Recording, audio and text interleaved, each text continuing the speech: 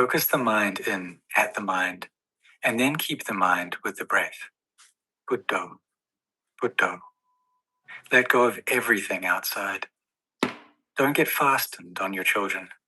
Don't get fastened on your grandchildren. Don't get fastened on anything at all. Let go. Let the mind be one. Gather the mind in to one. Watch the breath. Focus on the breath. Gather the mind at the breath. Just be aware at the breath. You don't have to be aware of anything else. Keep making your awareness more and more refined until it feels very small, but extremely awake. The pains that have arisen will gradually grow calm. Ultimately, we watch the breath in the same way that when relatives have come to visit us, we see them off to the boat dock or the bus station. Once the motor starts, the boat goes whizzing off. We watch them until they're gone, and then we return to our home. We watch the breath in the same way. We get acquainted with coarse breathing. We get acquainted with refined breathing. As the breathing gets more and more refined, we watch it off. It gets smaller and smaller. We make our mind more and more awake. We keep watching the breath get more and more refined until there's no more breath. There's just awareness, wide awake. This is called meeting with the Buddha. We stay aware, awake. This is what Buddha means. What's aware, awake, serene. When that's the case, we're living with the Buddha. We've met with awareness. We've met with brightness. We don't send the mind anywhere else. It gathers in here. We've reached our Buddha. Even though he's already passed away, that was just his body. The real Buddha is awareness that's serene and bright. When you meet with this, that's all you have to know. Let everything gather right here. Let go of everything, leaving just this singular awareness. But don't get deluded, okay? Don't lose track. If a vision or a voice arises in the mind, let it go. Leave it be. You don't need to take hold of anything at all. Just take hold of the awareness. Don't worry about the future. Don't worry about the past. Stay right here. Ultimately, you get so that you can't say you're going forward. You can't say you're going back. You can't say that you're staying in place. There's nothing to be attached to. Why? Because there's no self there. No you. No yours. It's all gone. This is the Buddha teaching. He tells us to be all gone in this way. He doesn't have us grab hold of anything. He has us be aware like this, aware and letting go. This is your duty right now, yours alone. Try to enter into the Dharma in this way. This is the path for gaining release from the round of wandering on. Try to let go, to understand, to set your heart on investigating this. Don't be worried about this person or that. Your children, your grandchildren, your relatives, everybody. Don't be worried about them. Right now, they're fine.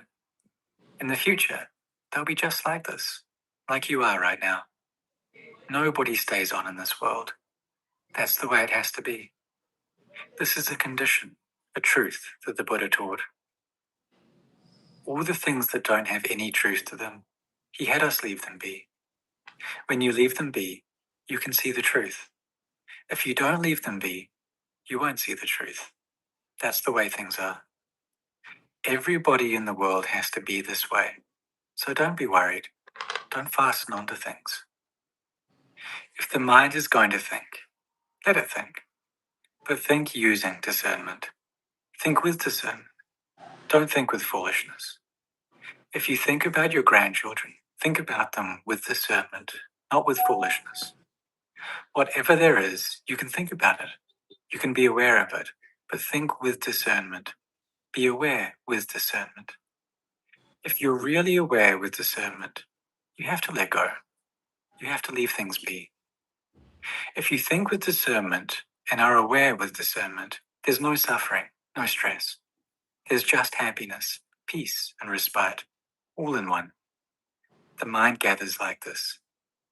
All you need to hold on to in the present is the breath. This is your duty right now. It's not the duty of anyone else. Leave their duties to them. Your duty is your duty. And your duty right now is to keep your awareness at your mind, making sure it doesn't get stirred up. Your duty is to know how your mind is doing. Is it worried about anything? Is it concerned about anything? Examine the mind while you're lying here sick. Don't take on the duties of your children. Don't take on the duties of your grandchildren. Don't take on the duties of anyone else. Don't take on any outside duties at all. They're none of your business. Now's the time for you to let go, to leave things be. When you let go in this way, the mind will be at peace. This is your duty right now, right here in the present moment. When you're sick like this, gather the mind into oneness. This is your duty. Let everything else go its own way. Sights, sounds, smells, tastes, whatever. Let them go their own way. Just stay focused on your duty. If any preoccupation comes in to bother the mind, just say in your heart, leave me alone. Don't bother me. You're no affair of mine. If any critical thoughts come up, fear for your life, fear that you'll die, thinking of this person, thinking of that person, just say in your heart, don't bother me. You're no affair of mine. This is because you see all the dharmas that arise. What are dharmas? Everything is a dharma. There's nothing now that isn't a dharma. What's the world? The world is any preoccupation that gets you stirred up, that disturbs you right now. How is that person going to be? How is this person going to be? When I die, who will look after them? All of this is the world. Whatever we think up, fear of death, fear of aging, fear of illness, whatever the fear, it's all world. Drop the world. It's just world. That's the way the world is. If it arises in the mind, make yourself understand the world is nothing but a preoccupation. Preoccupations obscure the mind so that it can't see itself. Whatever arises in the mind, tell yourself, this isn't any affair of mine. It's an affair of inconstancy, an affair of stress, an affair of not self. If you think that you'd like to keep on living a long time, it makes you suffer. If you think that you'd like to die right now and get it all over with, that's not the way either, you know. It makes you suffer too, because fabrications aren't yours. You can't fix them up. They're just the way they are.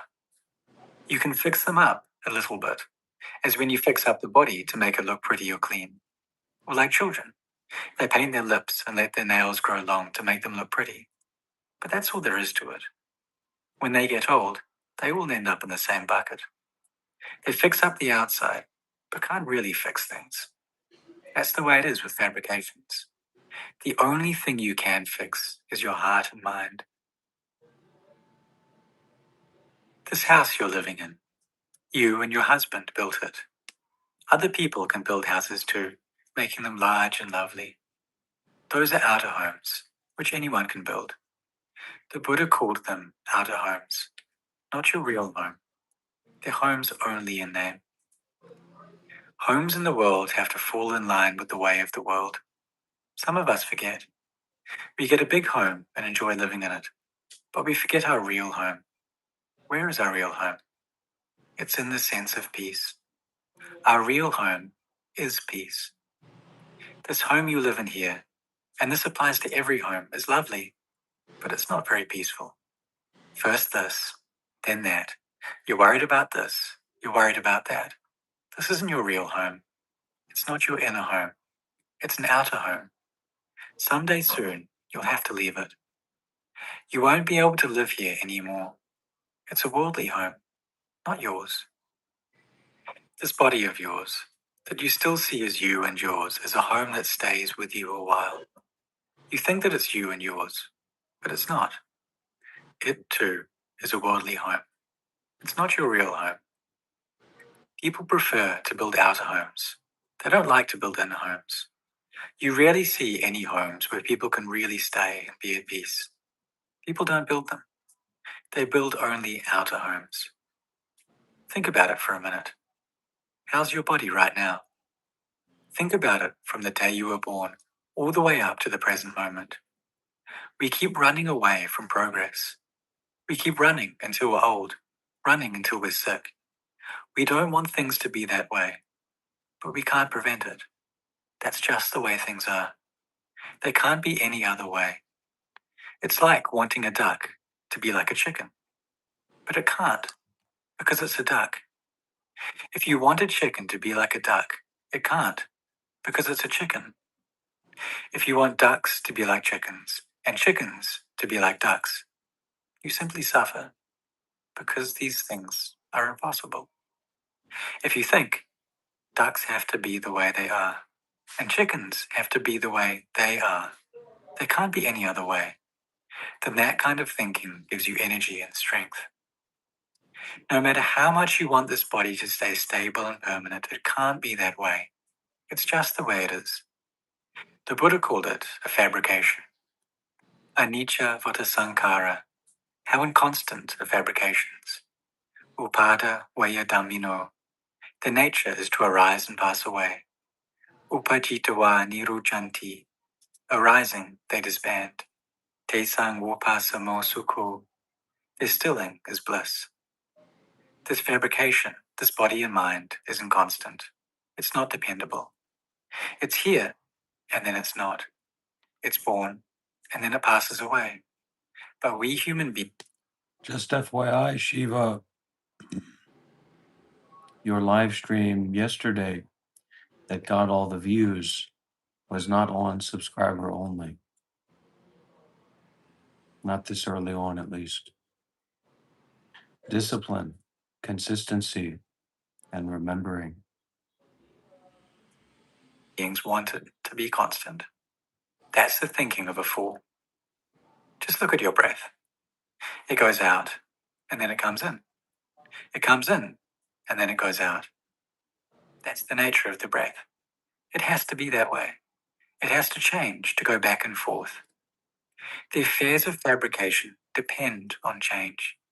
You can't have them not change. Just look at your breath. Can you keep it from coming in? Does it feel comfortable? If you draw in a breath and then don't let it go out, is that any good? Even if you want it to be constant, it can't be constant. It's impossible. It goes out and then it comes in. It comes in and then it goes out. It's such a normal thing. We're born and then we age. We age and then we get sick and die. It's so normal, but we don't like it. It's as if we want the breath to come in and not go out, or to go out and not come in. When it comes in and out and in, we can live. Human beings and animals have been living right up to the present because fabrications follow their duty in line with their conditions. That's their truth. So we have to see their truth in line with their truth. As with the affair of birth, aging, illness, and death. Once we're born, we're already dead. Birth and death are all the same thing. One part is the beginning, and one part the end.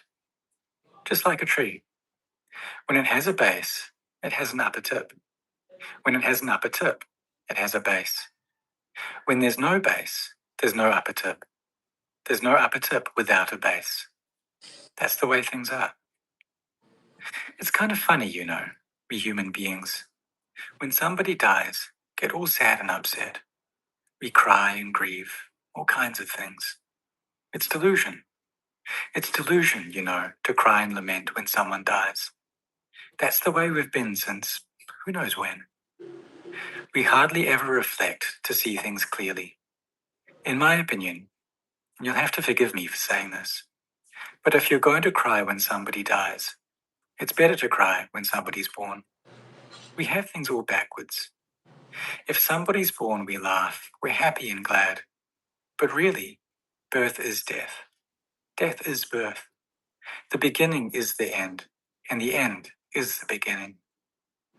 When somebody dies or is about to die, we cry. That's foolishness. If you're going to cry, it's better to cry right from the very beginning, for birth is death. Without birth, there's no death. Do you understand? Death is birth. Birth is death. Don't think in a way that puts you in a turmoil. Just let things be the way they are. This is your duty now. No one else can help you. Your children can't help you. Your grandchildren can't help you. Your wealth can't help you. The only thing that can help you is if you correct your sense of things right now. Don't let it waver back and forth. Let go. Let go. Even if we don't let things go, they're already ready to go. The parts of your body are trying to run away. Do you see this? When you were young, your hair was black. Now it's grey. This is how it's already running away. When you were young, your eyes were bright and clear, but now they're blurry. Do you see this? They're already running away. They can't hold out any longer, so they have to run away. This is no longer their place to stay. Every part of your body has started running away. When you were young, were your teeth solid and sturdy? Now they're loose. You may have put in false teeth, but there's something new, not the original ones.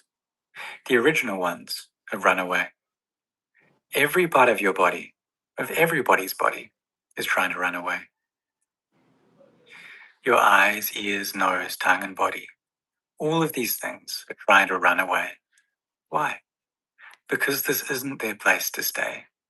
They're fabrications, so they can't stay. They can stay only for a while, and then they have to go. And it's not just you. Every part of the body, hair of the head, hair of the body, nails, teeth, skin, everything is getting ready to run away. Some parts have already gone, but not yet everything. All that's left are a few house sitters. They're looking after the house, but they're no good. Their eyes are no good. Their teeth are no good. Their ears are no good. This body's no good because the good things have already run away. They keep running away, one after another. You have to understand that this is no place for human beings to stay. It's just a shelter where you can rest a bit, and then you have to move on. So don't let yourself be worried about so many things. You've come to live in the world, so you should contemplate the world to see that that's the way it is. Everything's getting ready to run away. Look at your body. Is there anything there that's like what it used to be? Is the skin like what it used to be? Is your hair like what it used to be? Are your eyes like what they used to be? Are your ears like what they used to be? Are your teeth like what they used to be? No, they're not. They've run off to who knows where. This is what their nature is like. Once they've served their time, they have to go. Why do they have to go? Because that's their duty. That's their truth.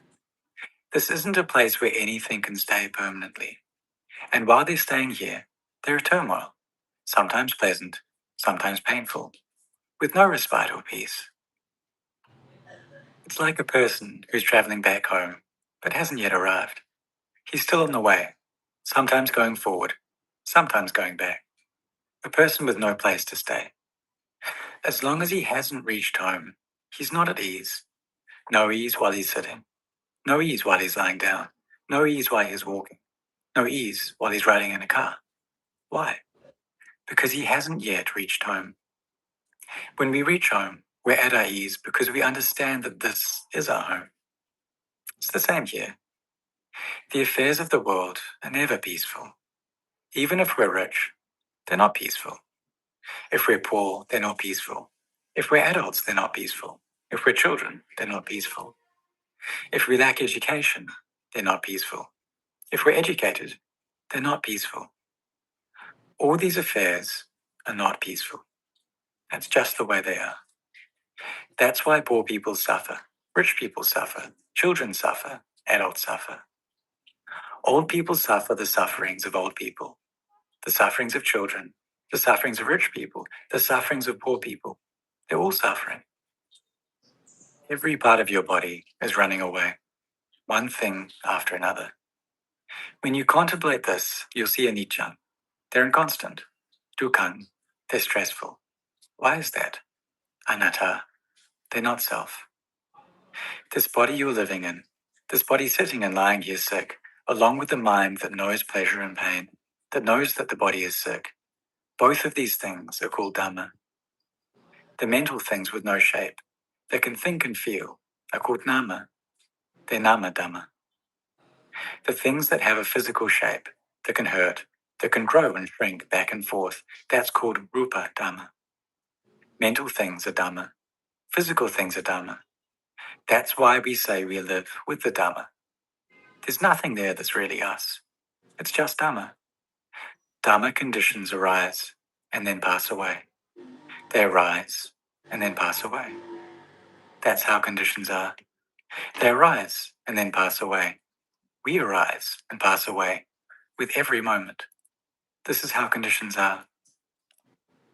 This is why, when we think of the Buddha, we can see that is really worth respecting, really worth bowing down to, for he spoke the truth. He spoke in line with the truth. Once we see that that's the way it is, we see the Dhamma. Some people practice the Dhamma, but don't see the Dhamma. Some people study the Dhamma, practice the Dhamma, but don't see the Dhamma. They still don't have any place to stay. So you have to understand that everybody, all the way down to ants and termites and all the other little animals, is trying to run away. There's no one who can stay here. Living things stay for a while, and then they all go. Rich people, poor people, children, old people, even animals. They all keep changing. So when you sense that the world is like this, you see that it's disenchanting. There's nothing that's really you or yours. You're disenchanted. Nibbida. Disenchantment isn't disgust, you know. It's just the heart sobering up. The heart has seen the truth of the way things are. There's no way you can fix them. They're just the way they are. You let them go. You let go without gladness. You let go without sadness. You just let things go as fabrications, seeing with your own discernment that that's the way fabrications are. This is called anicca vata sankhara. Fabrications are inconstant. They change back and forth. That's inconstancy. To put it in simple terms, inconstancy is the Buddha. When we really see that these things are inconstant, that's the Buddha. When we look clearly into inconstancy, we'll see that it's constant. How is it constant? It's constant in being that way. It doesn't change into any other way. Human beings and animals, once they're born, are all that way. They're constant in that way. In that, they're inconstant. They keep changing, changing from children to young people to old people. That's how they're inconstant. But the fact that everyone is that way, that's constant. That doesn't change. Things keep changing in that way. When you see this, your heart can be at peace. For it's not just you, it's everyone. When you think in this way, it's disenchanting. Nibbida arises. It cures you of your lust and desire for sensuality, for the world, for the baits of the world. If you have a lot of them, you abandon a lot. If you have a little, you abandon a little. Look at everyone. Have you seen any of these things since you were born? Have you seen poor people? Have you seen rich people? Have you seen people who die young? Have you seen people who die old? We've all seen these things. They're no big deal. The important point is that the Buddha had us build a home for ourselves, to build a home in the way I've described to you. Build a home so that you can let go, so that you can leave things be. Let them go and then leave them be. Let the mind reach peace. Peace is something that doesn't move forward, doesn't move back, doesn't stay in place. That's why it's peace. It's peace in that it's free from going forward, free from moving back, and free from staying in place. Pleasure isn't a place for you to stay. Pain isn't a place for you to stay. Pain wears away. Pleasure wears away. Our foremost teacher said that all fabrications are inconstant. So when we reach this last stage in life, he tells us to let go and leave things be. We can't take them with us. We'll have to let them go. So wouldn't it be better to let them go beforehand? If we carry them around, they weigh us down. When we sense that they weigh us down, we won't carry them around.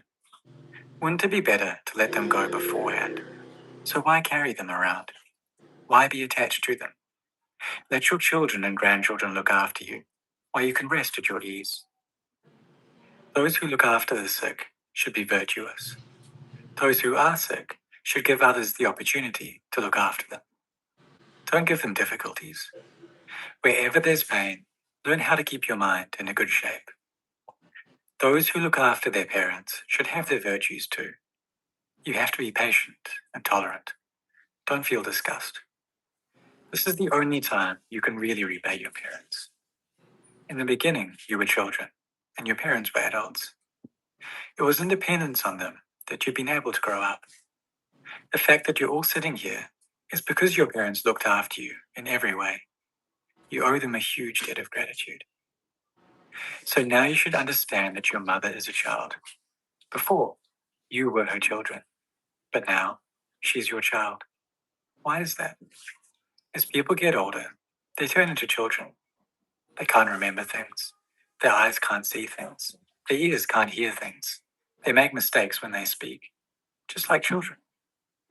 So you should understand and let go. Don't take offense at what the sick person says and does. Let her have her way. In the same way you'd let a child have its way when it won't listen to its parents. Don't make it cry. Don't make it frustrated. It's the same with your mother. When people are old, their perceptions get all skewed. They want to call one child, but then they say another child's name. They ask for a bowl when they want a plate. They ask for a glass when they want something else. This is the normal way things are. So I ask you to contemplate it for yourself. At the same time, the sick person should think of those looking after her. Have the virtue of patience and endurance in the face of pain. Make an effort in your heart so that it isn't a turmoil. Don't place too many difficulties on the people looking after you. As for those looking after the sick person, have the virtue of not feeling disgust over mucus and saliva, urine and excrement. Try to do the best you can. All of the children should help in looking after her. She's now the only mother you have. You've depended on her since you were born to be your teacher, your nurse, your doctor. She was everything for you. This is the benefaction she gave in raising you. She gave you knowledge. She provided for your needs and gave you your wealth. Everything you have. The fact that you have children and grandchildren, nice homes, nice occupations. The fact that you can send your children to get an education. The fact that you even have yourself. What does that come from? It comes from the benefaction of your parents who gave you an inheritance so that your family line is the way it is. The Buddha thus taught benefaction and gratitude. These two qualities complement each other. Benefaction is doing good for others.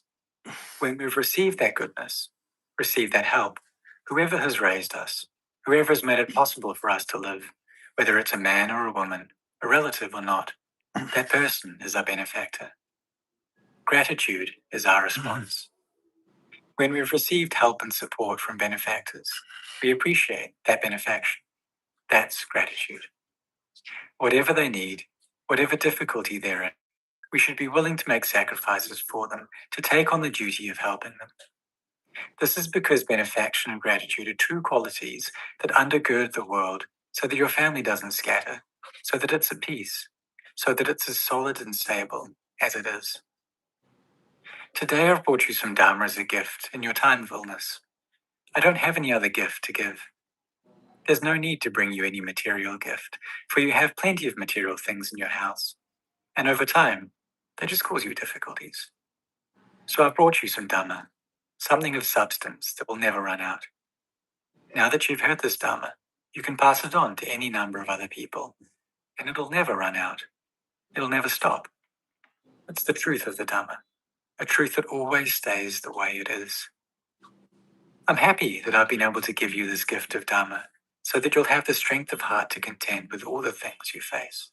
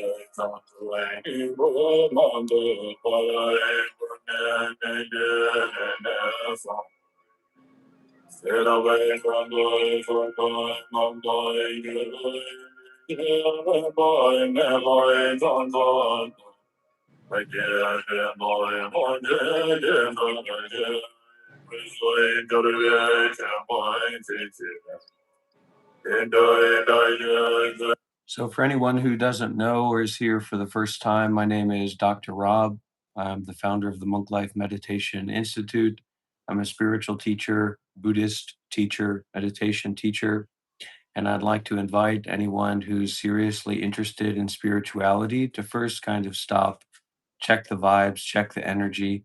If you feel like there's something worthwhile that you resonate here, some kind of deep energy or connection, you can find me over at the Monk Life Meditation YouTube channel where I'm live streaming every day. I offer courses, talks, teachings on meditation for no price, no charge. Everything's on a donation basis. You're free to come as you like.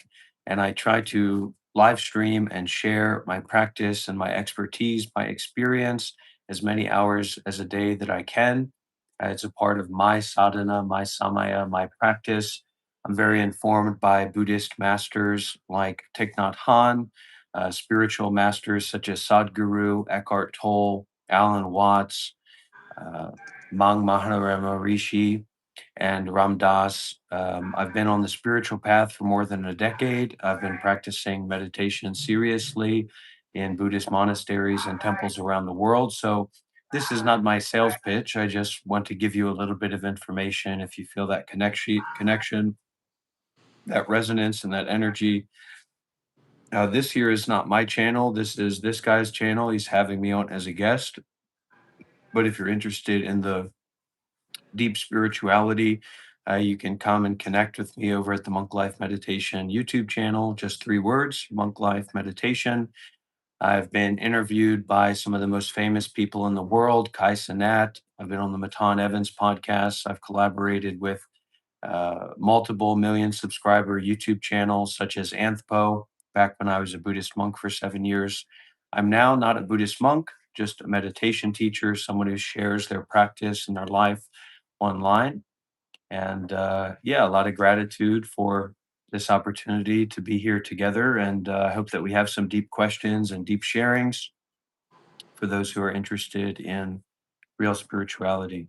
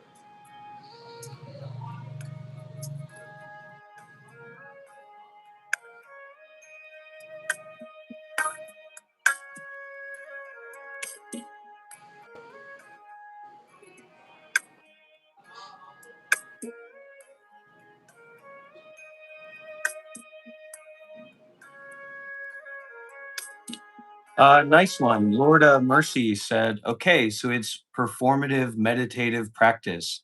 He is essentially playing to meditate. Very nice. Thank you. Nice to meet you.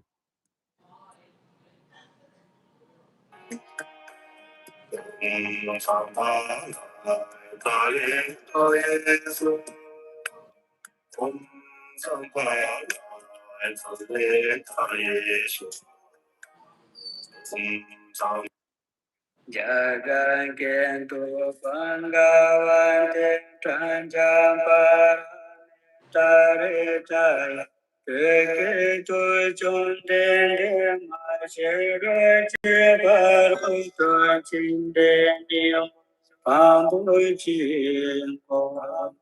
Ikenda kenda bandu china chondende jabenka chage pombo ela gela ke gendu jambondo chanjo sende gendu jambondo tanji to yunzi te se chondende samuna wa shijari Chichinam Jeting Zela number so Yante John Chusimba Simba Chim Bamba Chire Chu Shera Jimba Chimba Samu Chimba Nila number Tasi Kumbong ambon tekela yara shinchi tomba nambarta tene sanje chitu se do demba shari boy jonju samba samba chimbo pampa chire se wanchu la de kinchemes Kijimpu kala shiranji parantu jimba samuju baji bandu bande chitalam panja tiki jimi bandu Janju samba samba jimbo pampa chire se wanju ke se tadem Shagati Pulati Kichemes Shari puri chi po ri chi po mo kong la shira chi pa tu chin ba sa mi chi pan de pa pi pi tara nam bra ta wa cha te pung pung a bo te da cha pa chi che tong bra nam bra yung ta ba che su ta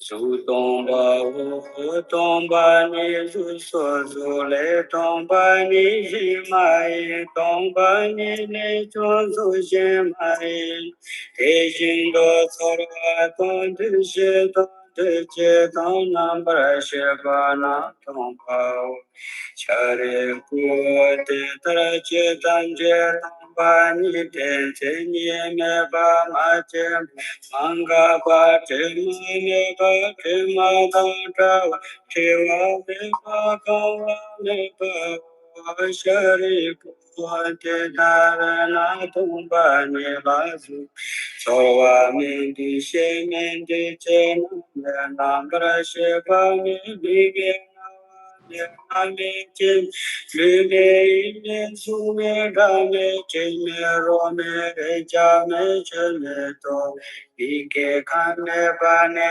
ichi kane ichi namra shibi kanche pardo me mari pa se pa me bane kashime kashi se pe pardo yo me to tejin do dungarwa do kinjo wa do pa la ishe me to pa me ma to pa yo me Chari bhute tare na chanchu sangha na thopa geche chera chimbaro do chimbala tinji ne te sangha te paine te chapami chinje lole shindon de ne nyanya den de bharata chindo Kisumbo nimbra chuki sanje tanche jonshira chi paro to chimbala tin Lana me payon ta brazo bi chancho to ma brazo sanje Ita de na shera chimbaro chimbe ma rika chimbe ma Lana me be na ni namba da nambra chidi Tunga tante rako shigra chidinga Chikina gambra shigra jate shara chimparu chindinga neva Kiyanta tinga timpara timpara sanga timputisu Sharir poa chunchu simba simba chimpote tarashara chimpote Samora Parancha Kende chom denge tingi sen tere zinde chom chu senpa senpa chenpa Pakwa chiri ziwan chu la le so shi chawa chi Le so le so ri chi po te te shen no te te shen Char chi chi tenpa shen shara chi pa ro to chi pa sam la chi pa Tishi Shiva Nantu Jesoye Chom de je te ke je kasane te ta de mo shata de Chon cho se ba ji re se un chu tan tam je du Ko ke da tum pa tan me ta ma mai tam te sa je be je de Chom de je so ma lang pa Jagagentu Bangavante Tranjambaramitarichaya Kekitu Chondente Mashirgachi Barutu Chinteni Pambuchi Kenda kenta vanti na chondi de jadka chagu re la ke genta chambo choncho sende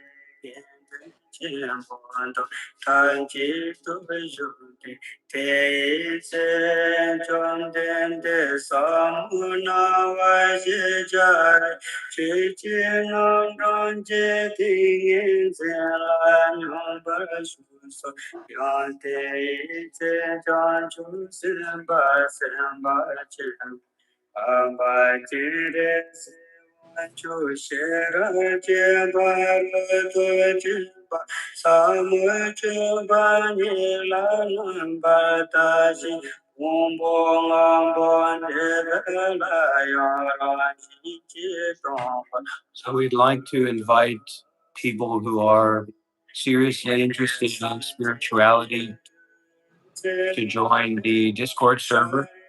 There will be a link put down below if you'd like to come and have a conversation with us, ask me some questions about what's going on, my practice, my experience. Uh, you're very welcome.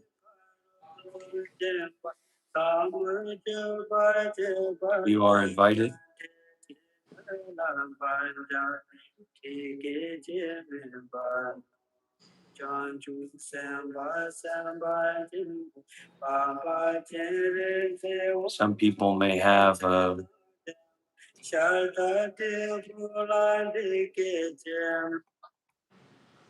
Some people may have a question that they answer for themselves about what is this. Okay, we have another donation here from Lorda Mercy, and they say, he's not doing things for us. He is essentially practicing becoming mindless, disassociating with the physical world and instead with his inner world. But instead of sitting still, he embraces movement.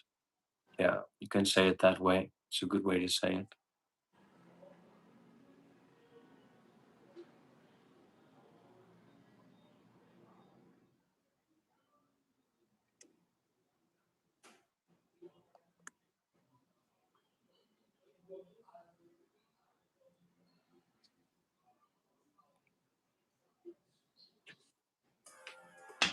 Let's join the Discord, I guess. See what people are up to.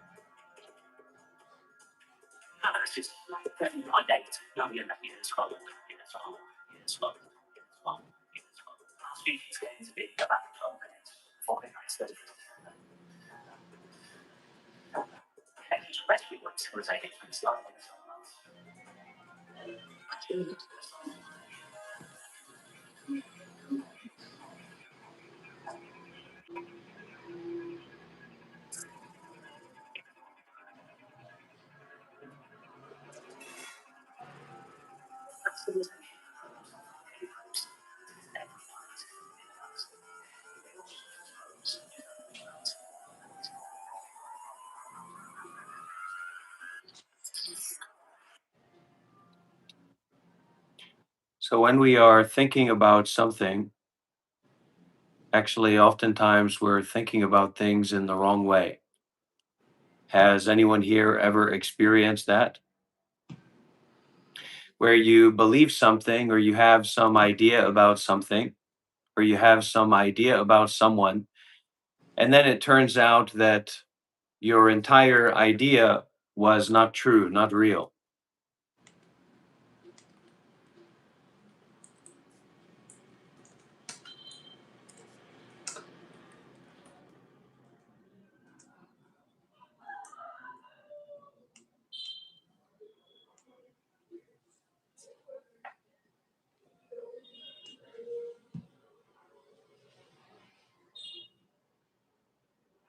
I did not want to have to do this.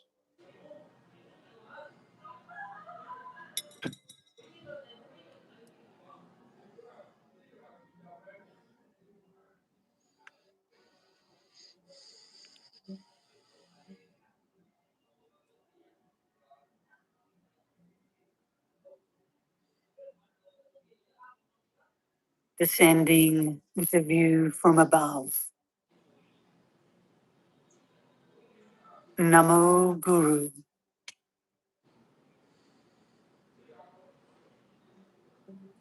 The Master Padmasambhava, whose realization is equal to the truly and completely awakened Samantabhadra, who possessed in his mind all the teachings on the view and meditation, and never strayed from the true meaning, was asked by Lady Sogyul of Kachin about all the key points for resolving the realization of descending with the view from above.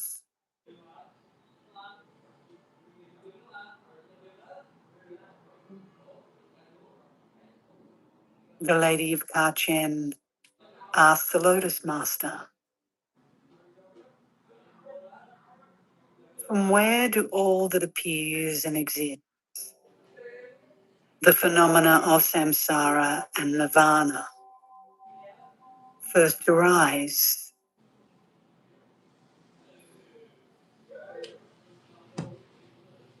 The Master replied, all that appears and exists, the phenomena of samsara and nirvana, arise from the solidified habitual tendencies of labeling.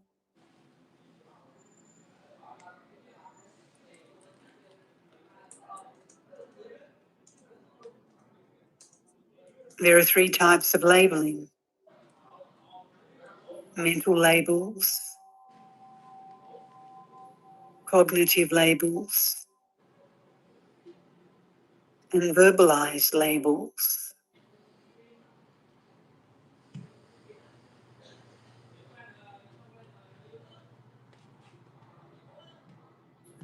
Mental labels make thoughts move.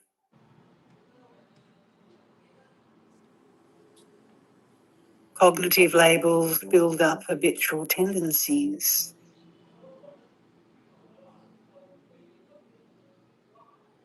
And verbalized labels manifest the manifold objects.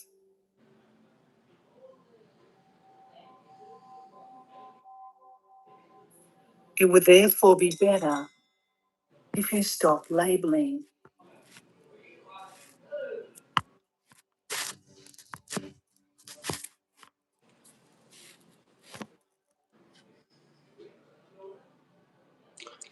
I need to restart the stream. It'll take 15 seconds. I might disappear from the camera. Don't leave.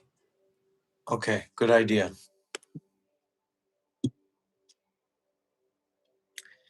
Yeah, so hello everyone. If we have this little brief period of time when Shiva is not on the live stream. So, like I said before, if you weren't here, my name is Dr. Rob. I was a monk for 7 years. I've been studying and practicing and training in spirituality for more than a decade. We're listening right now to basically like the highest spiritual teacher in all of Tibetan Buddhism. That is Guru Padmasambhava. So this is a kind of a welcoming and initiation, a opportunity for people to come here and to be who are interested in spirituality and kind of open-minded and to connect with spiritual teachings. But like we're listening to this Dhamma talk, we have this habituation of constant labeling. So we are easy to get like lost in our own sauce of thinking. Uh,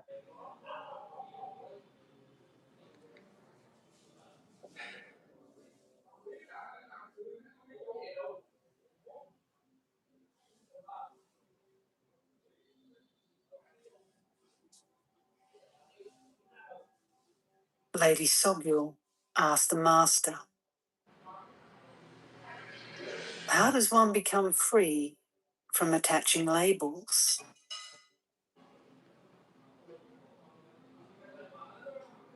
The Master replied,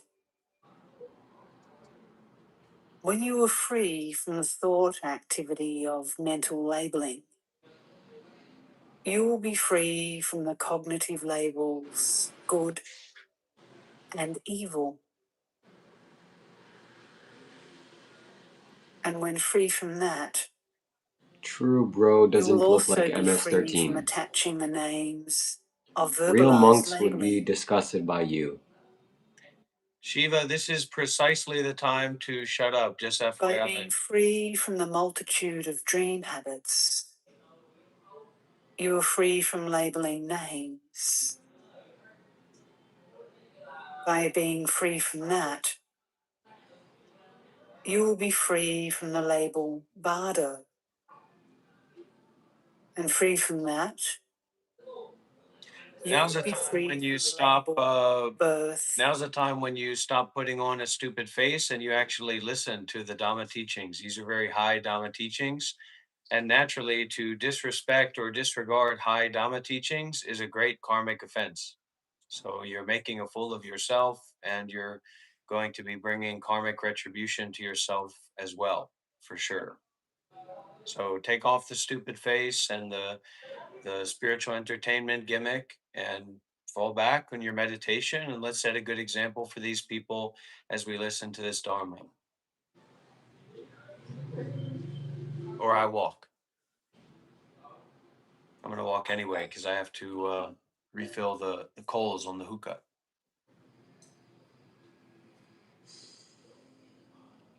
Somebody said they're gonna paint their face on the live stream tomorrow. That must be the key. And death.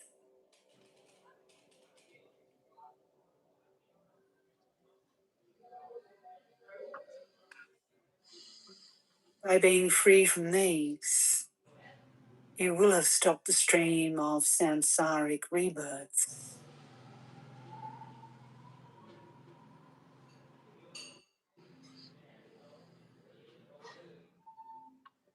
All phenomena are names, labeled by thoughts.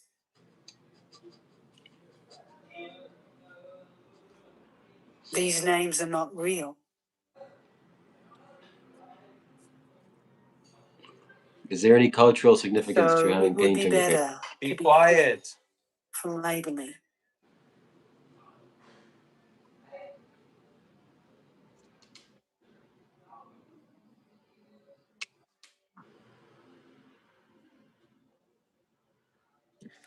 All right, let me put it to you this way, Shiva. The people that are interested in spirituality, that's your user base. You're not a celebrity. People aren't, naturally interested in you and what you're doing in your life. If anything, during this live stream, you're not doing anything. You're just sitting there. So this idea that somehow you're going to get like some kind of profit from people like magically becoming interested in you and your life is nonsense. Doesn't make any sense at all. So what this is a kind of opening or a welcoming mat for spiritual energy, to create a spiritual domain, a spiritually energetic space that people connect with. And then they say, oh, I'm interested in what's on offer there. Like some person said, I wonder what that guy is on. I want some of that myself. Our practice here is to listen to the Dhamma, not to just go along with all these different what people are saying. J Dub, it's not your business to understand what other people are saying or what other people are talking about. Is this a question and answer public service show, Shiva? So you can read the questions, but you have to disregard the questions. No, I'm not fully enlightened.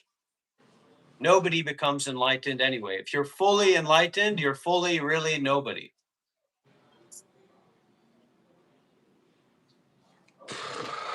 All right. But it's also hard to be interested in and take seriously Buddhism or meditation.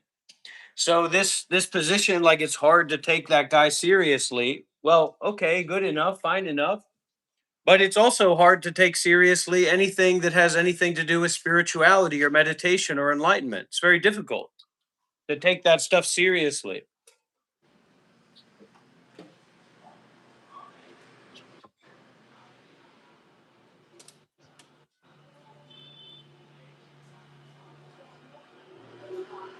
So the practice here is not spiraling in thoughts about other people or thoughts that other people have. Just because someone else has a thought, it doesn't mean that we latch onto that and then spiral into that, our involvement or our attachment to that. In the same way, just because we have a thought, just because you have a thought, just because I have a thought, doesn't mean I have to attach and spiral into that thinking. So, what's on offer here, Shiva, cannot be easily verbalized. If it could be easily verbalized, then you just easily verbalize, and everybody's going to say, wow, this Shiva guy, I really want to be involved with him. I really want to know him. So instead, you can say, here's the Discord server. If you want to show up, if you want to get more involved, watch the Discord, see if people are joining in. Then we can transition into the Discord event. You have to be pliable, flexible, malleable, open, curious, contemplative. You got to be real, not just lost in this ego game. What this is primarily about is disseminating the Dharma and play, disseminating the Dharma through play.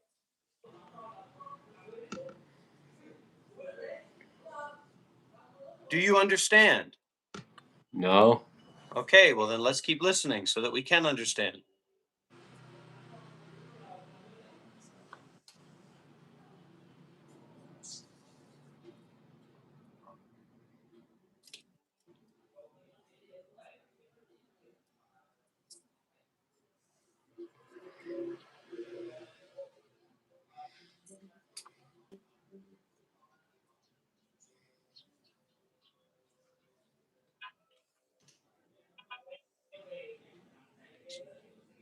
The lady asked,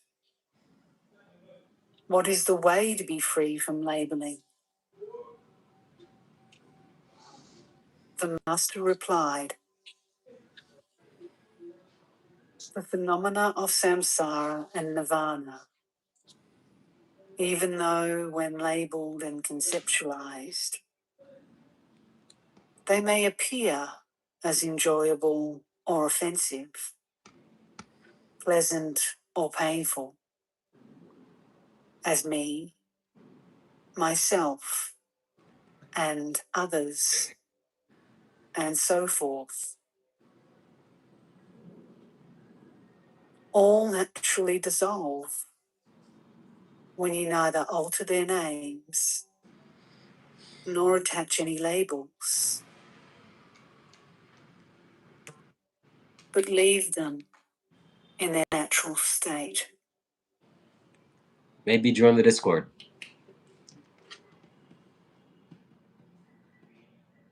People are there. I'll take a look.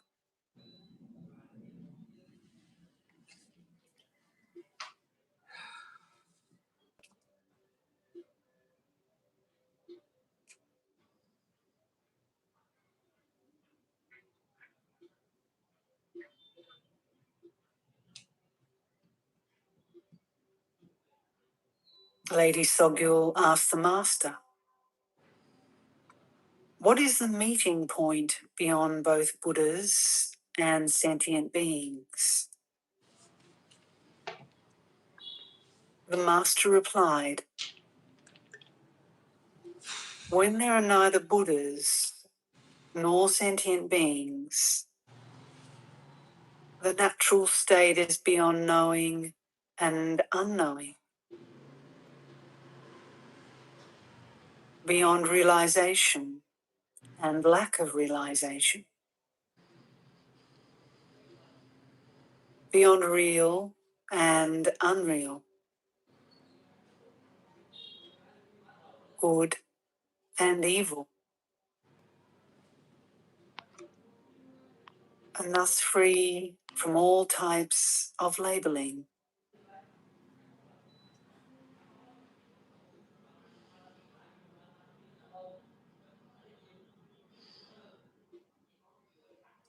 Did you join the Discord?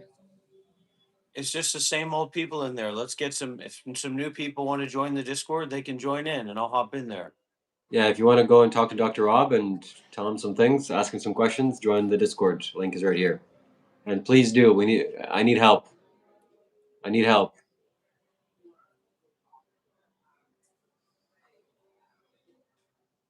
Lady Sogul asked the master,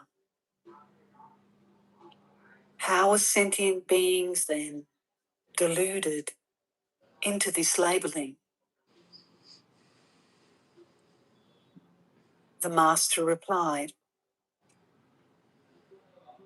the ego arises from that in which there is nothing to label.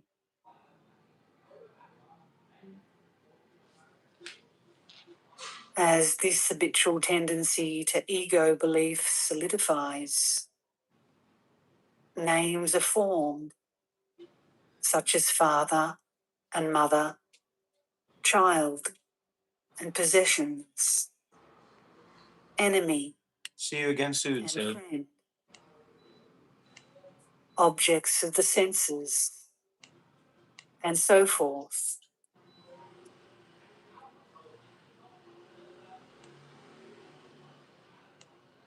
In this way, ego belief and labeling delude you into the 6 realms.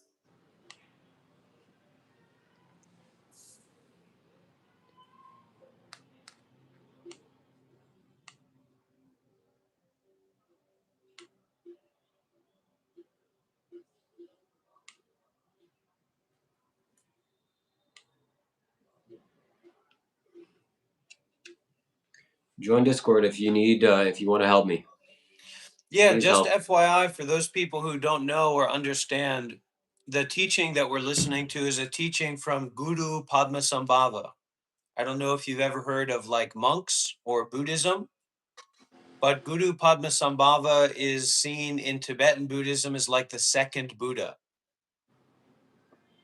So we're listening to the teachings from a Buddha in Tibetan Buddhism, as read by Samaneri Jayasari.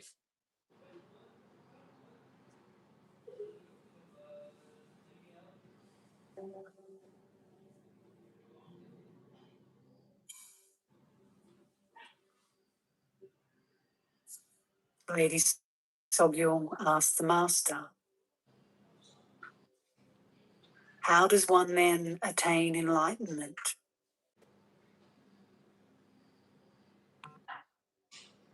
The master. Excuse me. So yeah, so this, just to give like some context for people, because I think that it is helpful and it's very difficult to find context for what this is. So this is a spiritual space. And we have like a question, like a lot of people have a question who are interested in spirituality. What is enlightenment? And so right now we're listening to Tibetan Buddhist teachings from what is recognized as like the second Buddha, the second fully enlightened being asked, what is enlightenment?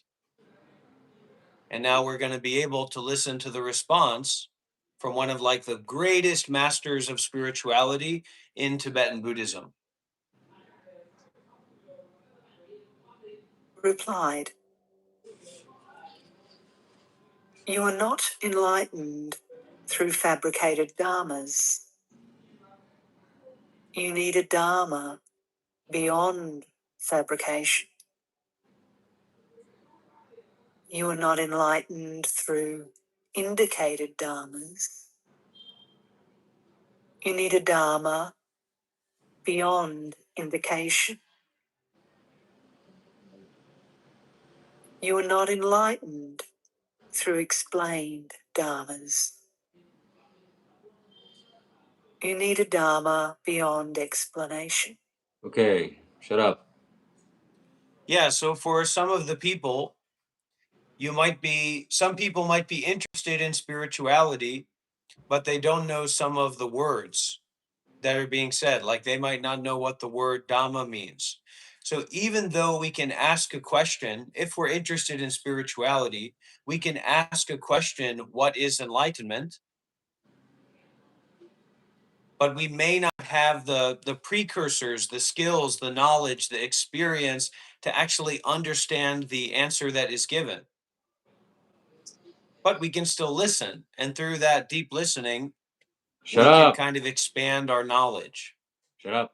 Kind of like if we're interested in quantum mechanics, Shut up. quantum spatial mechanics, and we go to like a professor at a quantum mechanics university, and we ask him about this detail or this Shut up, clown. aspect of quantum mechanics that we heard about. So we ask a question, but we're not actually equipped to receive the answer. Shut So up, there's clown. nothing really that university professor could do. Shut up. So it's just that process of listening and exploration and investigation and having that very real concern with enlightenment that makes us like a seeker, someone who's really interested in enlightenment, someone who's really interested in spirituality. And this space and this environment is for people, or creating a space for people to connect with people that are seriously interested in spirituality, that are seriously interested in enlightenment, and are kind of curious about talking about it, having a conversation about what enlightenment is, what Buddhism is, what a Buddha is, what awareness is, what the path to enlightenment is, etc. That's kind of what this space is about.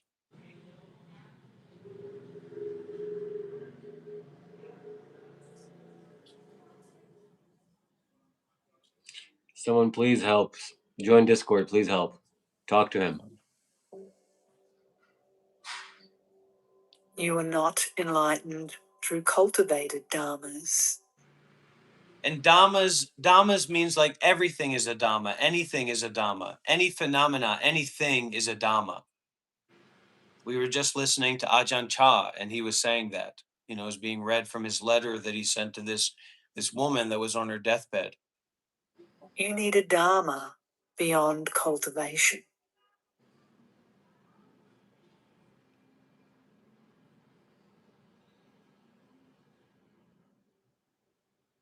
Don't do anything.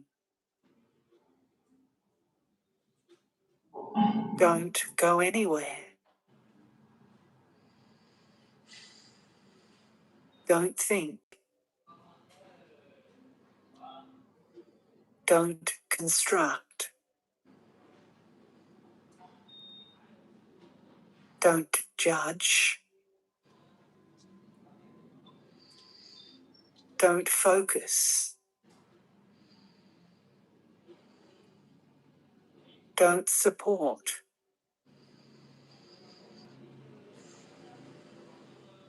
Don't take aim.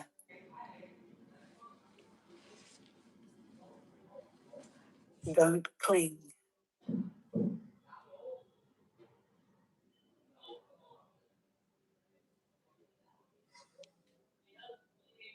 Without anything whatsoever. Simply remain.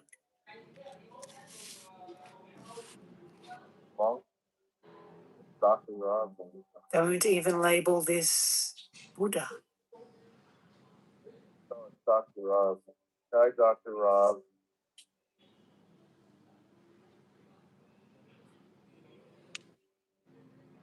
Dharmakaya is the answer online. Shut the fuck up and word leave. and description.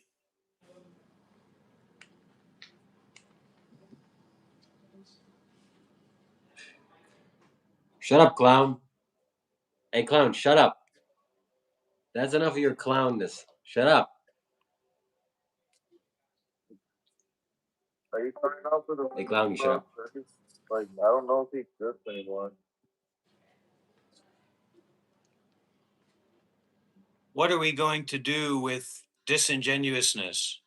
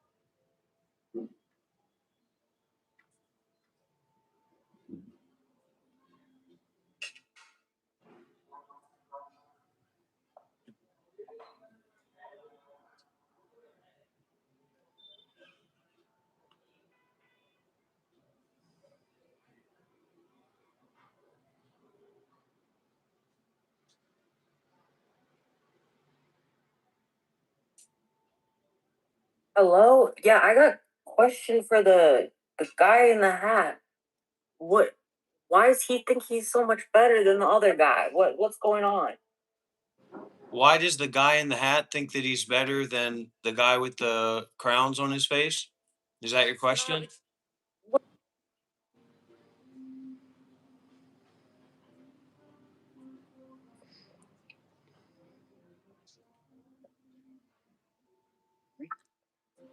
McDonald's every day. Shut the fuck up. Can we have someone who's not Sam Moon come in here and talk to us, Rob, please?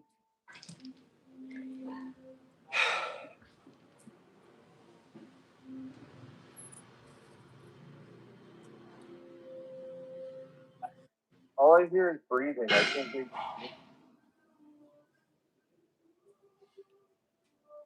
Shiva's master plan, his intentional community in the making. Cheers, Shiva.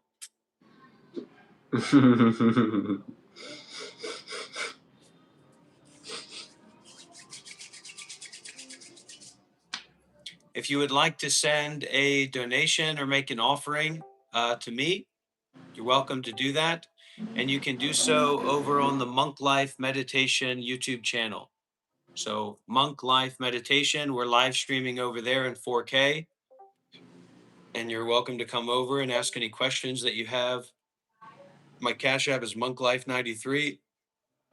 We're going to be doing a lot of live streams like this. I live stream from Of course. 6 to 8 hours a day. 6 to 8 hours a day, sharing about the Buddha Dhamma and the meditation and things like that. So if this is something that you feel connected with, you feel an energy connection here, then I try to be very available and accessible and welcoming to those people who are interested.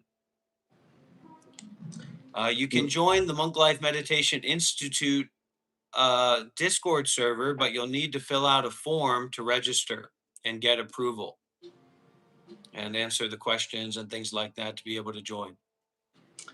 ShivaKailash.com/donate. And if you want to join the Discord and the link is not working, go to my YouTube profile. There's links there and click on the Discord link. But this is not really something that's about making money. This isn't a money-making enterprise. This comes from a place of generosity. We have an offering here from Namdun.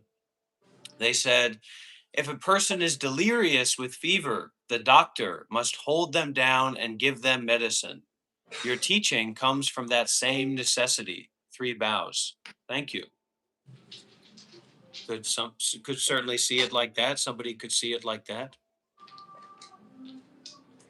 Oh, Dr. Rob.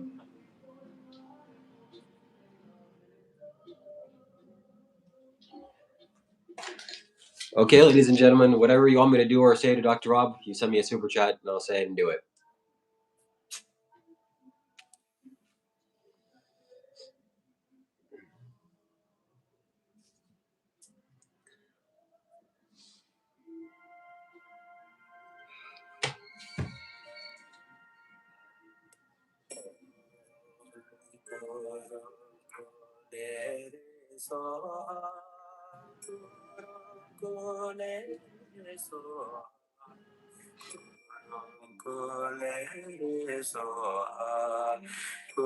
What can we do? We can sit down and meditate together and stop thinking about all this bullshit.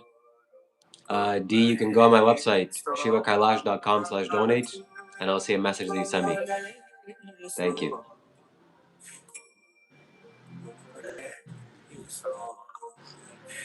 That's the best place to do that. ShivaKailash.com/donate.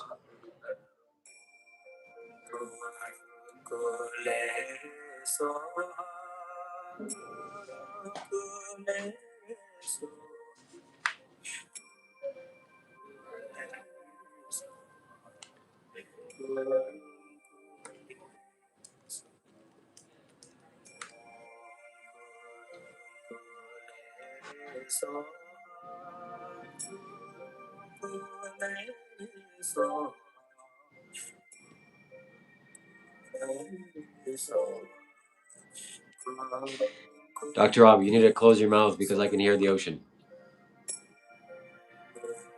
Keep your mouth closed.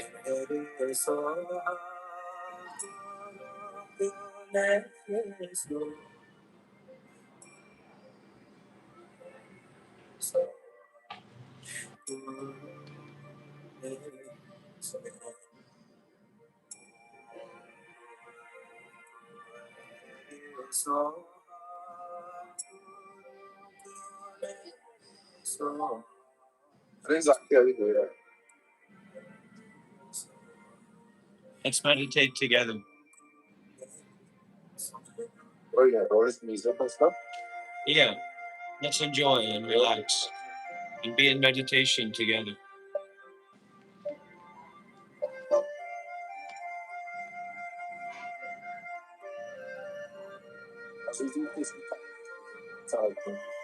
All right, mate.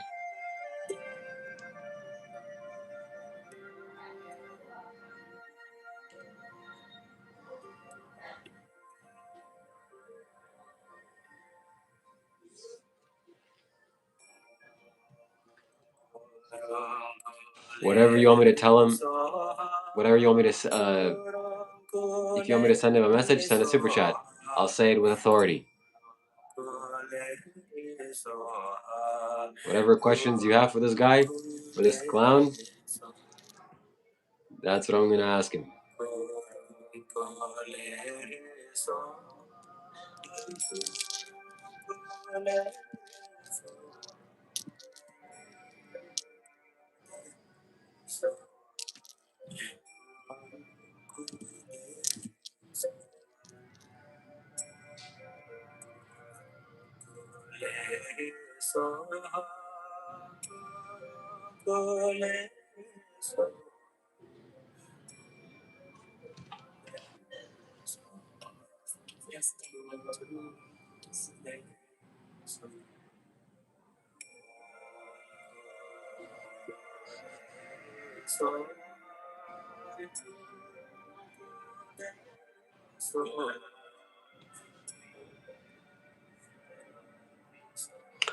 How long have you been in MS-13, Dr. Rob? Your face makeup, your face paint is exactly like the MS-13 gang in the South American country. You want to see what MS-13 people look like? I'll show you for reference.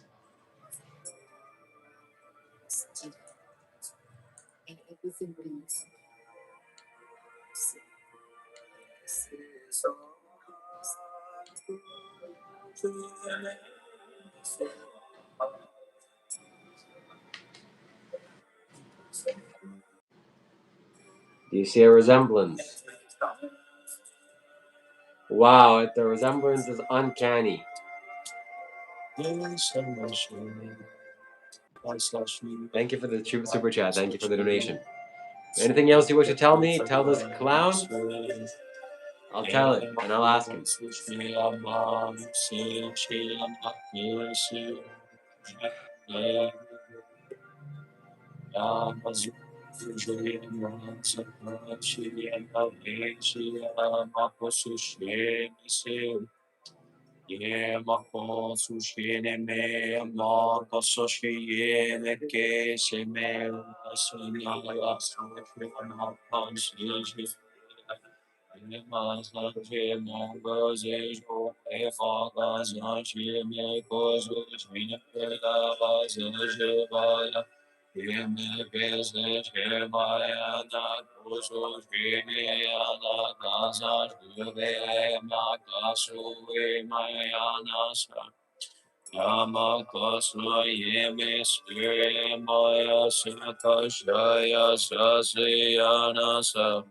Yana Koshwe me Koso Sheme Yama Kasucha Yama Koso Sheme Koso Sheme Yanewa Yama Kosho Sheme Kesheme Akasa Shoema Yeme Kasa Sheme Koso Shome Yeme Kasa Shem ye me kasa she me wo fo shu she yama kasa sha yama ko shu ye me she yama.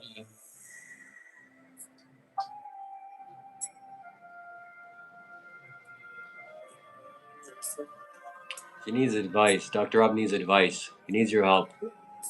Send him a message via super chat. I'll read it out loud. Maybe we'll get through to him. Maybe we'll help him break out of this whatever this is.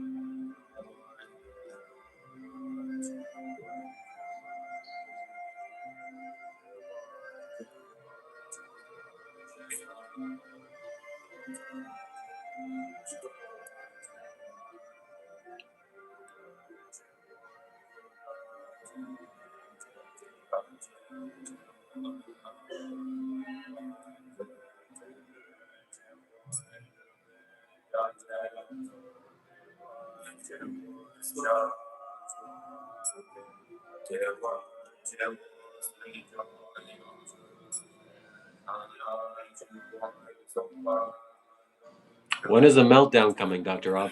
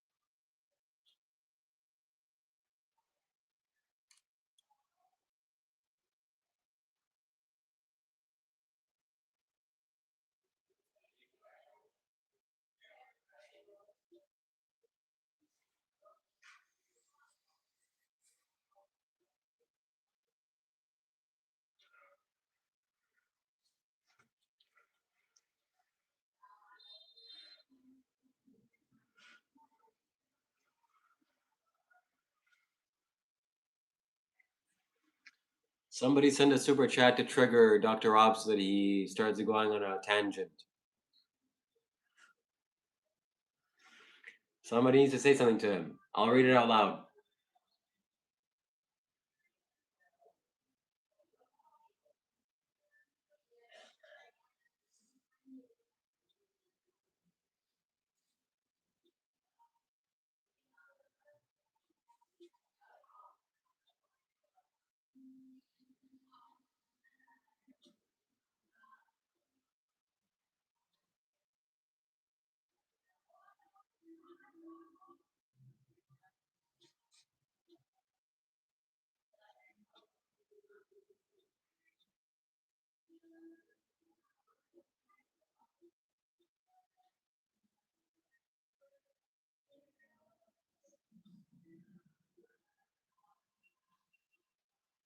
I think the comments got to him.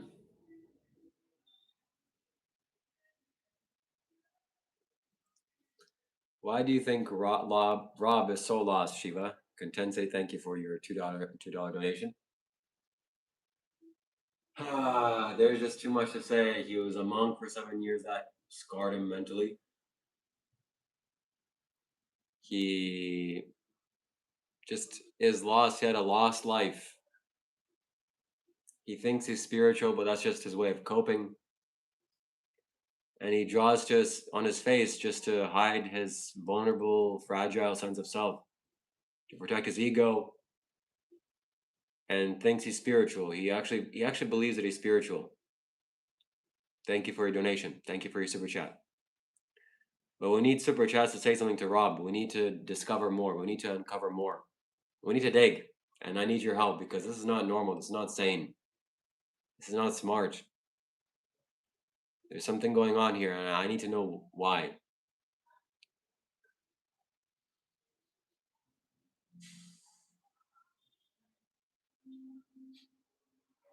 Yeah, I'm here to help him. He's my friend. Do you think that what he's doing is normal? Look, he's not even on the camera because he knows he's going to get exposed.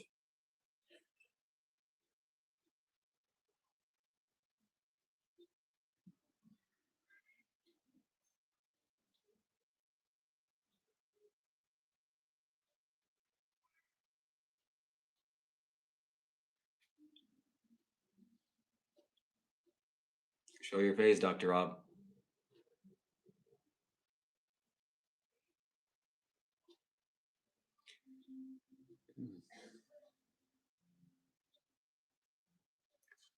So we need help. We need your help. We need your expertise.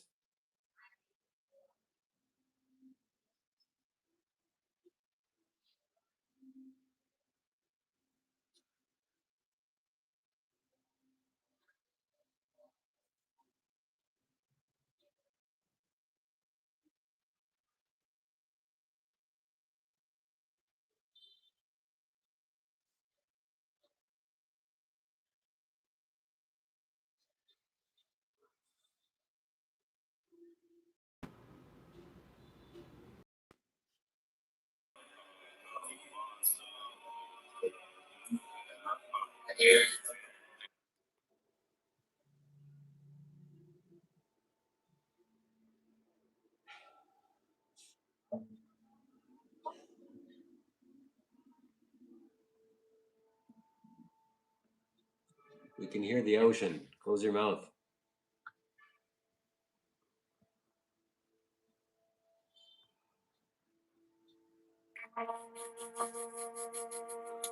I sent a Discord link. The Discord is also a way for you to help Dr. Rob, for you to join and tell him, or ask him questions.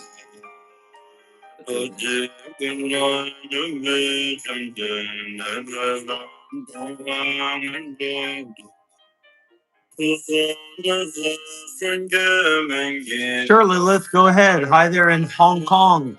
Amitofo, Namo Guanxi Impusa, Shishi.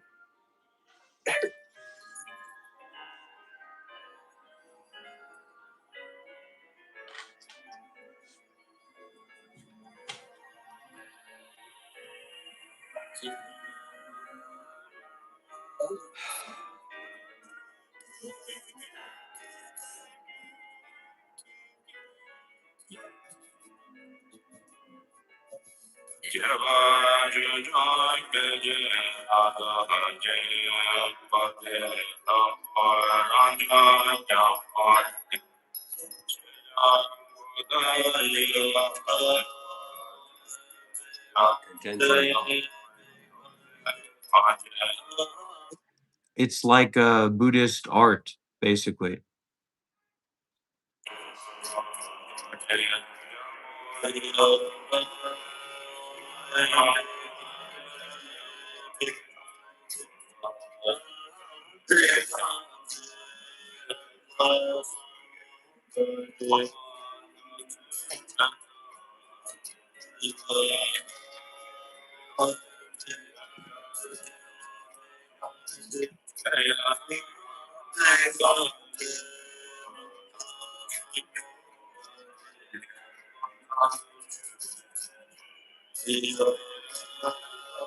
Mahakala emerges from within a flaming mass of primordial awareness, four-armed, holding objects representing different meanings according to the system of practice. The items held are commonly seen in varying combinations: the hooked knife, chopper, skull cup, trident, tatvanga, sword, coconut, bow and arrow, bone trumpet, or human heart. These four items are said to pacify sickness and obstacles, prolong life and wisdom, increase health and vanquish fear, ignorance, and confusion. It is stated in the Mahakala Tantra, a man should practice very carefully these seven syllables and he will realize everything in the world. Om Hrim Hrim Hum Fat Svaha. Om Hrim Hrim Hum Fat Svaha. Om Hrim Hrim Hum Fat Svaha. May all beings thrive and prosper.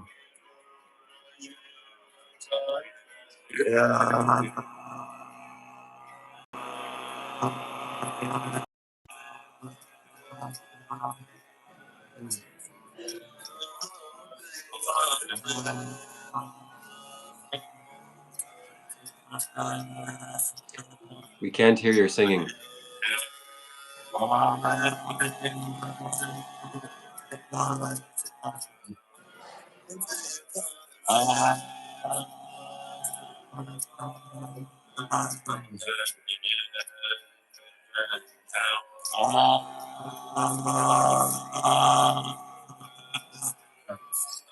Change your audio filter.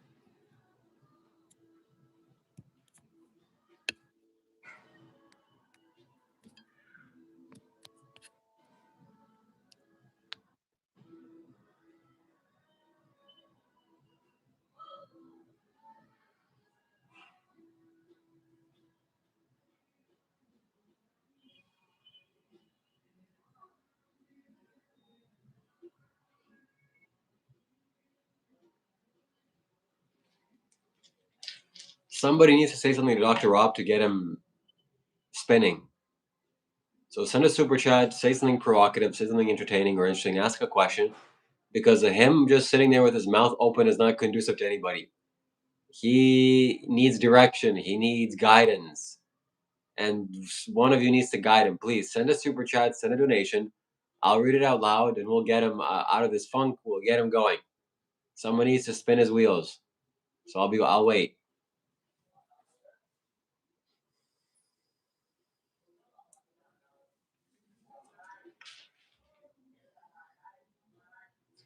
It's got to be provocative. Provocative.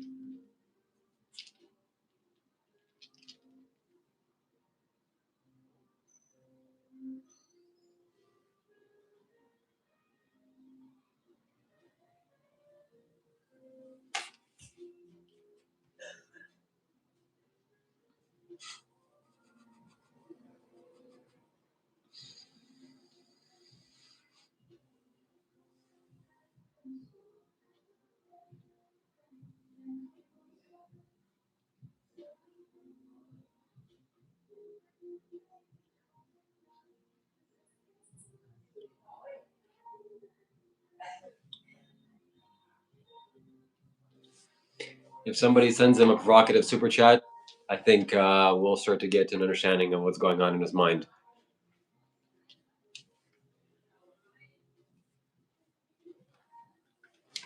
Because this is just out of control.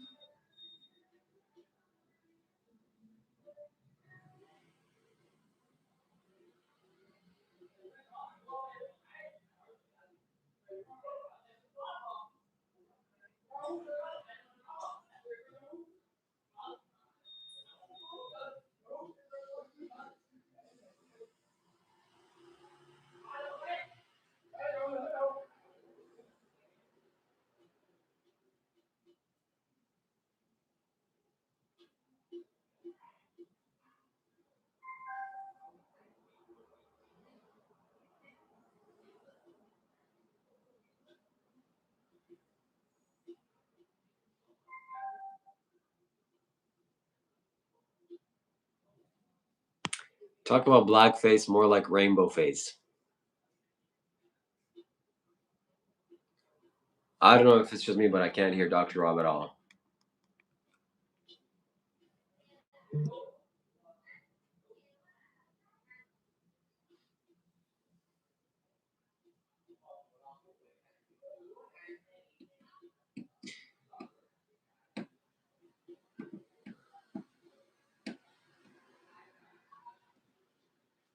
So we're going to go on Discord, my friends. Join us in Discord. Let's have a conversation. Let's see what the people of Discord are saying.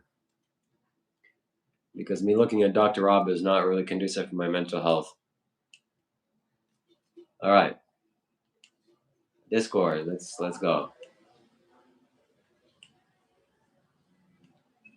You're saying this other guy is more Okay, Discord of a people. guru than he is. Huh? He was saying You're saying that I'm more enlightened than Dr. Rob? Everybody knows that. I mean, that's just like all this grandstanding kind of happening. Om Mane Padme Hum. So Om Maha Om Swaha. Shiva, mute your mic. You're echoing, dude. I'm echoing. Yeah, you're echoing like crazy, Shiva. You gotta turn voice suppression on. Yeah, he's like crisp.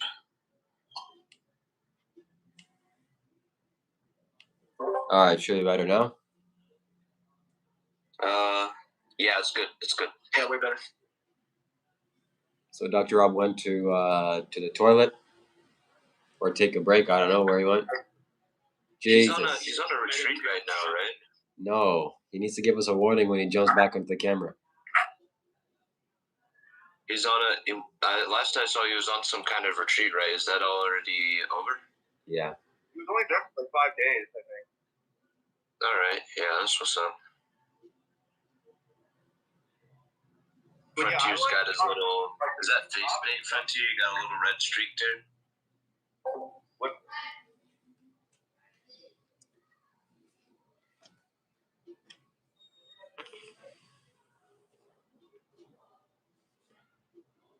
Welcome, Wind River.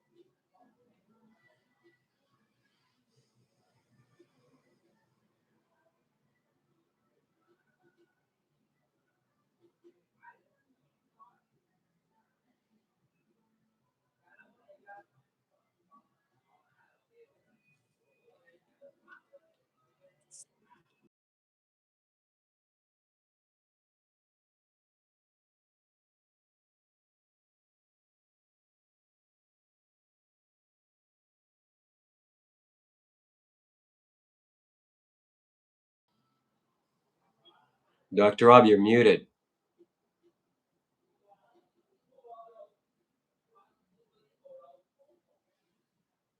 Can you hear this guy?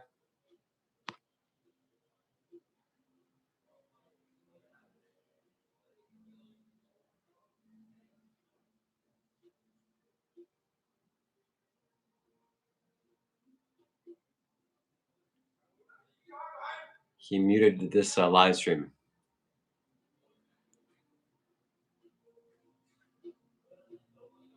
No audio from Dr. Rob.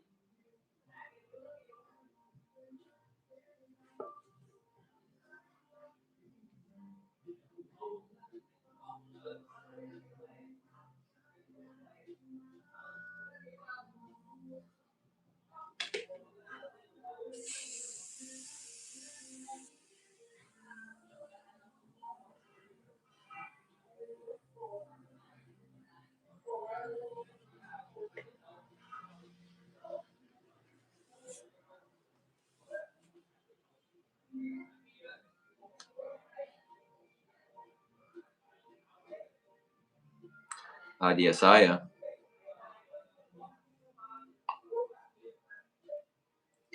Adiasaya.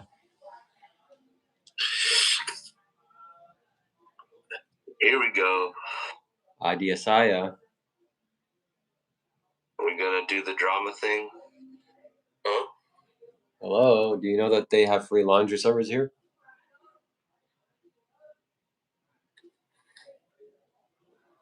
Oh no, I didn't know that. You cooked All I it. know is I just took a fucking trip and I'm fucking high as shit. Okay. You what? Yeah, I just fucking ripped the ball. Okay, buddy. Yeah, I'm hard as fuck. Oh, let's go, man. You just like lungs again. Let's go, chat. We can't hear you. We can't hear you. We can't hear you.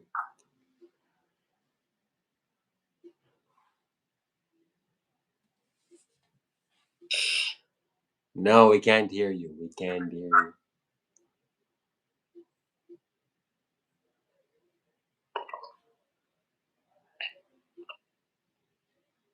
Still really enjoyed the idiot speech the guy done a minute ago. Shut up, you idiot.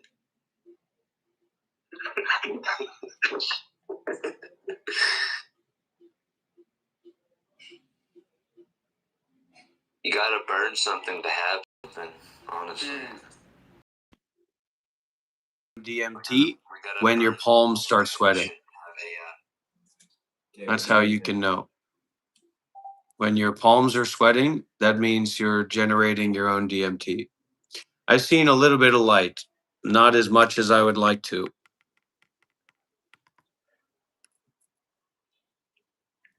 But I have seen a little bit of light. Very little.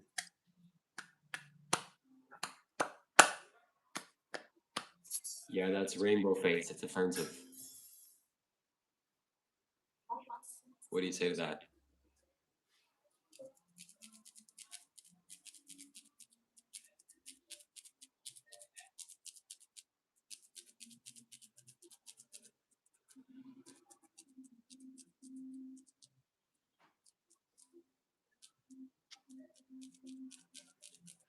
So as a Buddhist, as someone who's on the spiritual path, you're welcome, Lilith, whoever you are.